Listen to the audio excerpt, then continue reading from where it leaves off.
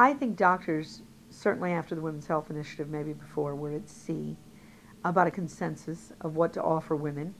And they could offer them Prempro, which was a pharmaceutical product, but they didn't see great results, and I'm sure they always suspected there might be some harm. So then they went into bioidenticals, and this template for bioidenticals until the protocol was the standard of care, a tiny bit of estrogen every day, and some progesterone sometimes, thrown in for the second half of the cycle, or even estrogen and progesterone in small amounts every day, like Prempro was a daily combination.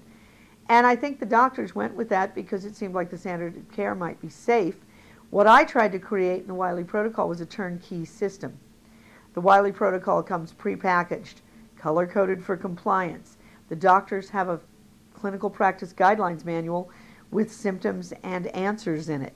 The pharmacies that work with us also can have that manual, so if a woman calls for a question, the doctor and the pharmacist are never at odds about the answer.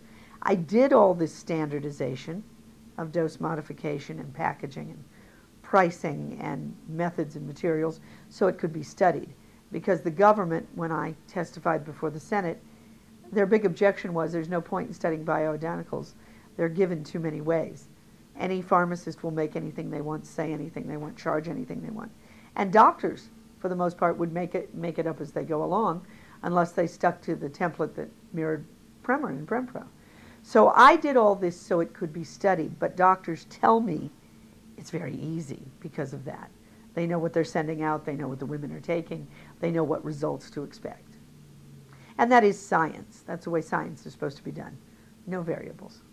If we can find a doctor at a conference who is out there and wants a pharmacy, I mean, we've made it pretty simple. The website, thewileyprotocol.com, you can find a doctor and a physician. A doctor can find a pharmacy to work with. So again, we're trying to standardize the whole process so that our two studies at the University of Texas and the one in Santa Barbara mean something. Well, I think every woman needs to remember they deserve an answer about what's safe and effective.